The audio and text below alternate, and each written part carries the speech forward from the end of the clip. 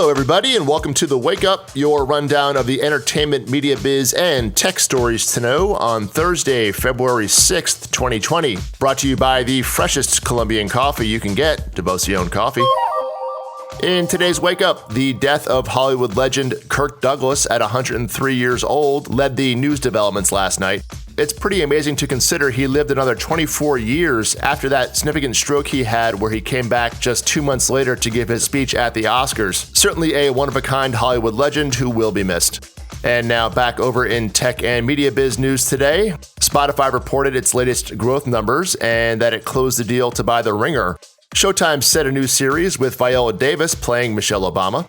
And there were not one but two big trailer drops yesterday to note. The first is Chris Rock's reboot, extension, not sure what we're calling this, of the Saw franchise called Spiral, which is, quote, from the book of Saw. Makes sense. The movie finds Rock's detective character facing off against Sam Jackson. And yes, eventually Chris ends up in a room with one arm handcuffed to a pipe and a saw in the other. You wanna play games, motherfucker? Would I? That one hits theaters from Lionsgate on May 15th. And then we'll take a 180 with the trailer for the new Minions movie, Rise of Gru. You seriously think a puny little child can be a villain? Yes, I am pretty despicable. Universal gives us the young Gru on July 3rd, although good luck to both of those trailers in topping the over 44 million views that the Fast and Furious 9 trailer has racked up in just 6 days globally. Please tell me that's not a Pontiac Fiero strapped to a rocket engine? Impressive. I know. No, that's not impressive. Now let's kick off in Hollywoodland. You've heard of HBO Max, and now get ready for Warner Max? Really hope they didn't pay a branding agency to come up with that. Anyway, Warner Max, as you may have guessed, is a new division that's been created to make movies for the HBO Max streaming service, according to The Hollywood Reporter. Although one now wonders if Warner Max would have made a better name for the streaming service overall, but I digress. Warner Brothers head Toby Emmerich and HBO Max content chief Kevin Riley will both have greenlight ability for Warner Max movies, so that shouldn't get confusing. The mandate is to produce up to 10 films a year with budgets around $25 million, although the LA Times reports that number is between $30 and $60 million. So, as no initial projects were announced, I guess we'll put a pin in that one for now. Also getting a pin in it is whether any of these films will get a brief theatrical window, a la Netflix and Amazon Prime titles. So in general, not a ton of details here. And yes, if you're thinking, hey, wait a second, that 8 to 10 mid-sized budgeted movies a year sounds a lot like the New Line Cinema theatrical business model. I think that was on the mind of a few others yesterday, but no changes were announced for New Line. Warner Brothers will handle any sales and distribution for the films outside of the streaming service as they arise. Ice Cube has signed on to star in Flint Strong at Universal Pictures, according to the reporter. The movie tells the story of Clarissa T-Rex Shields, a Flint, Michigan native who became the first woman to win a gold medal for boxing in 2012. T-Rex, love it. Ice Cube will play her coach. Barry Jenkins wrote the screenplay, and Rachel Morrison, who was a director of photography on Black Panther, will direct. Couldn't plan a better segue than this. Ice Cube's son, O'Shea Jackson, is replacing Winston Duke as the lead in Apple TV's upcoming basketball series Swagger, according to Variety. Duke apparently suffered an injury on the set that made him unable to continue in the series, although no other info was given there. Kind of curious. The series is inspired by Kevin Durant's experiences growing up in the world of youth basketball. Jackson will play a coach and former youth basketball phenom. His first big role, of course, was playing his dad in Straight Outta Compton. Showtime has greenlit First Ladies, a scripted anthology series focusing on the personal and professional lives of presidential wives. That wasn't supposed to rhyme. Including former First Lady Michelle Obama, who will be portrayed by Viola Davis, according to Variety. Davis is also a producer on the series, which also means that her How to Get Away with Murder series will end this spring on ABC. Showtime is also about to enter a new era, as they're losing most of the series they were known for in the 2010s, with Shameless, Homeland, and Ray Donovan all ending this year.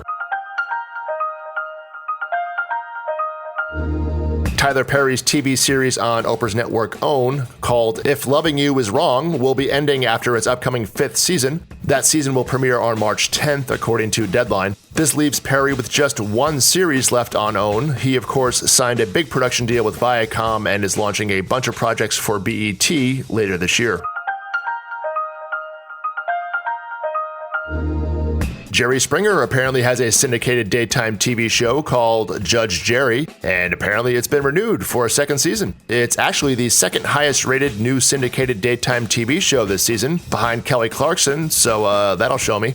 Both Jerry and Kelly are produced by NBC Universal. The TV audience for President Trump's State of the Union address, the thing he most likely cares about, was a ratings loser. While it had roughly 33 million viewers across broadcast and cable TV news networks, depending on how many cable networks you choose to include there, the total audience was down well over 20% from last year's address, according to Variety. And finally here, if you ever wanted to eat in Italy with Stanley Tucci, let's face it, who hasn't? CNN thought it sounded like a good idea too. They ordered a 4-part docuseries called Stanley Tucci Searching for Italy, where Tucci doesn't seem to have too much trouble finding it, as the series will document Tucci exploring and eating his way across Italy, according to Deadline. It'll be produced by Raw Productions, who was behind the current buzzworthy Netflix docu Don't Fuck with Cats. Man, that thing was crazy. Now up to Silicon Valley. Spotify leads the way today, announcing it now has 124 million paying subscribers worldwide. However, they revealed in their earnings call yesterday that a lot of the growth was attributed to offering new subscribers 3 free months. So the company had an operating loss and sent the stock down about 5% yesterday. The 124 million paying subscribers are in addition to the 153 million people who use the free Spotify version each month worldwide. Also at Spotify, Recode reports that the previously rumored deal to buy Bill Simmons' The Ringer property has come to fruition. Spotify is mainly buying it for their 30 podcasts, which get about 35 million downloads a month, according to the Wall Street Journal. Although Spotify will continue to support The Ringer's main website journalism business too, it sounds like the vast majority of their 90-ish employees will now become Spotify employees. No purchase price was disclosed for the 4-year-old company, and no word if HBO still had or is retaining their 10% stake in the company. Simmons himself struck a production deal with HBO last summer to create more sports-related docus and projects, including a deal that was announced just 2 weeks ago for a 30 for 30 style docuseries focusing on the music business. Over at Twitter, they announced that they made $1 billion in the 4th quarter, the first time they've hit that earnings mark for a 3-month period, although their profits missed Wall Street estimates. Not that that mattered, as stock shot up 14% this morning because they added 7 million active daily users in the 4th quarter to hit 152 million globally. In the US, Twitter now has about 31 million active daily users. Although for comparison, Snapchat and Pinterest both have about 3 times as many, and obviously Facebook and Instagram are leaps and bounds ahead of that. Wait, did I just say leaps and bounds? Up next, the media biz. Including layoffs at The Hollywood Reporter, some revenue updates at The New York Times, and a bunch of TV series premieres tonight to note. But first, the Wake Up is brought to you by Devotion Coffee. Now, if you're having your morning cup of coffee, you may know it's freshly roasted. A lot of people print that on their bags, but what you don't know is when those coffee beans were picked off the trees. Depending upon the origin, that can be as much as 6 to 9 months. And we all know that coffee is better when it's fresh, and there's no fresher coffee you can get than Devotion Coffee. Devotion FedExes freshly picked beans from the mountains of Colombia every week to their headquarters in Brooklyn, freshly roasts them, and puts it in your coffee cup, often within just 2 weeks' time. They have 4 locations in New York, but if you live in LA, San Francisco, or anywhere, you can sign up for their subscription plan, and they'll send you beans as often as you want. Every week, every 3 weeks. I'm more of a 2-week kind of guy. Whatever you need. Go to devoción.com/wakeup and get 15% off your first order. That's Devoción, DEVOCION.com/wakeup. Get 15% off on me. Well, on Devoción, but it's kind of for me. Get yours today.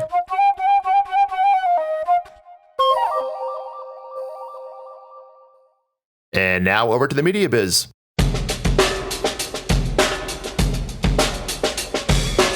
The New York Times announced their earnings this morning, although they already announced subscriber count updates earlier this year, so not too much new information to note, but they did add a net of 1 million paying subscribers in 2019 to hit 3.5 million people who pay $15 a month for digital access to the New York Times. Just a reminder, those people will now be paying $2 more a month starting March 8th when the Times raises the subscription price to $17 a month. So we'll see how that affects the churn rate, but they're increasingly reliant upon subscriber growth to increase revenue, as print and digital advertising revenue were both down over 10% in the fourth quarter.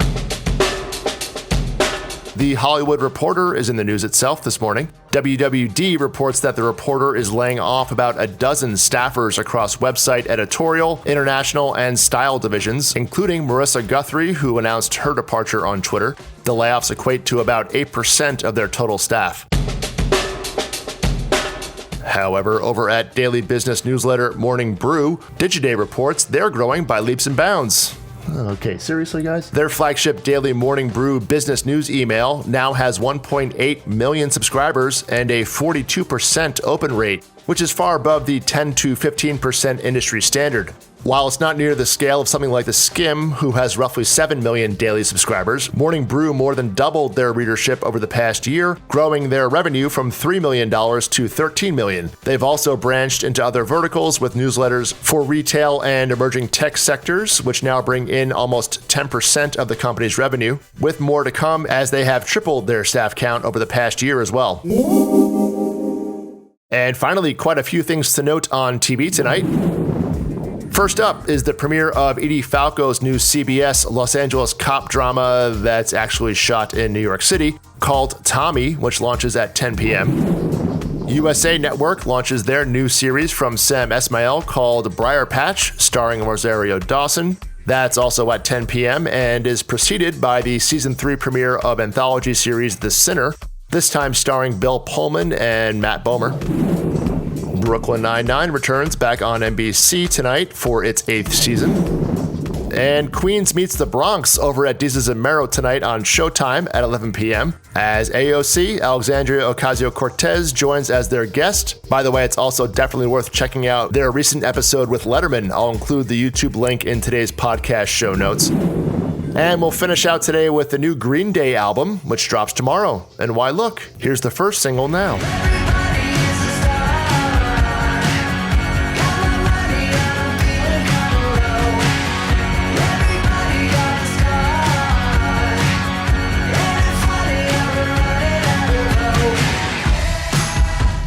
That's a wrap for today. As always, you can get links to all stories mentioned here in the podcast show notes.